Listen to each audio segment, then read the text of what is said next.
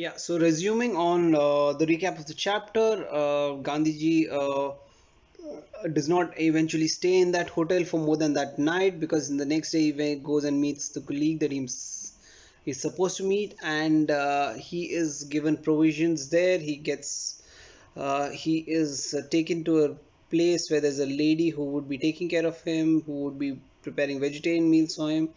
Gandhiji kind of settles in there. He finds it quite comfortable, but he also realizes that there's not much for him to do there. They have a very capable legal team there. Gandhiji would be the communication conduit in between the company and the legal team, and therefore any questions that the legal team needs to be asked would go through him. So that becomes his primary role, which means that he has a lot of time at his disposal. He could invest that time in whatever learning that he wanted to do, whatever understanding that he wanted to do. Obviously his interest is in the condition of Indians and other people of color, their sufferings in South Africa. He completely is moved by his experience uh, during his travels, and he wants to make sure that that spark doesn't leave him.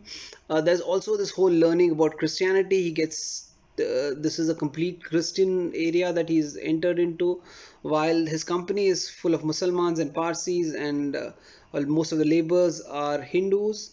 Uh, the kind of contacts that he makes are all with Christians, and the gentlemen in the town are most of them Christians. So he is basically introduced to a complete Christian community. There's a Mr. Baker, then there are two ladies of the church, and then there's Mr. Coates. He's invited to a church prayer. What do you call it? A prayer meeting, and this prayer meeting happens every day at 1. So Gandhiji starts going there. They add him in his prayers, and he is introduced to various Christian families. Most of them are quite open, and they're quite encouraging of Gandhi's interest in Christianity.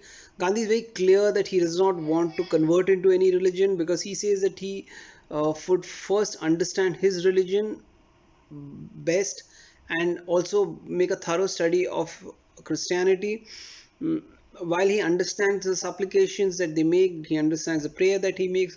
He finds it a little difficult to digest that Jesus is the only uh, God, and all and bowing your head before Jesus only would get you salvation. That he finds a little difficult to believe. And the second thing he finds it a little odd is that many of there's one family particularly who tries to convert Gandhi completely, and their understanding of Christianity is that Christianity gives you the opportunity to sin and repent, because Jesus has taken the burden amongst on himself to atone for the sins of all Christians. So if you are a Christian, that means that you can transgress and sin.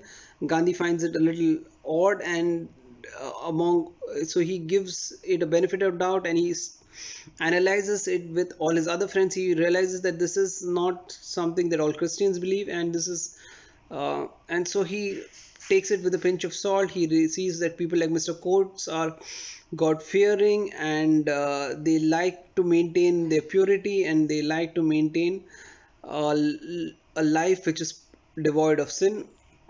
That's the aim that Gandhi also wants. He wants to live a life of truth. He does not want to sin and feel that God will take care of it. So that's where his contacts with the Christians are mentioned.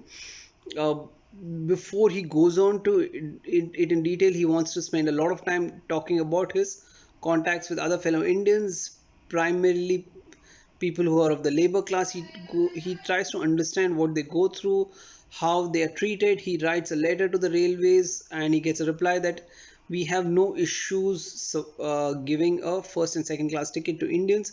However, the responsibility of we don't take responsibility of what will happen if there are other passengers who might have an issue. Gandhi also tries, and he makes it an aim that he would get to know every Indian, or at least understand the issues of most Indians in Pretoria. So he attends meetings, and in the meeting he proposes that a kind of association be created where Indians could discuss. There could be a free flowing discussion of ideas, and in this meeting is when Gandhi gives his first proper public address ever in his life, and he raises some very important and valid suggestions. One of them is that Indians are quite unsanitary compared to the Europeans, and therefore they don't get the kind of respect. One more thing that gets mentioned in the reply from the railways is that the railways would accept Indians if they are properly dressed, which is quite vague, because who decides what kind of dressing is proper? And so Gandhi is kind of conscious of the fact that possibly Indians are not getting their due credit because they're not dressed properly, they don't look quite presentable, and so he raises such points in his address. Gandhi also spends a lot of time going out on walks. One of the routes that he takes passes through the president's house. The president is a very humble man, has not too much of a convoy around it. There's not too much security control, so Gandhi is able to walk through his area. He enjoys walking there, and one of the days that he's walking through, and the people in the security of the president also know him because he walks through that every day. One of the days there's a change, and before he could react or realize, he gets pushed and kicked in the street, and so as he's fallen down and he's trying to get up, Mr. Coates passes by on a horse ride and immediately tells Gandhi that if you want to file a case against them, I would stand as your witness and will testify on behalf of you. Gandhi says that I do not want to take up any cases which are on my personal grievance anymore. And he gets up and moves on. But obviously, this experience he realizes is just the tip of the iceberg of what Indians go through, the level of humiliation that they go through, and the way they are treated in the country of South Africa. One more important aspect I think I'm missing out is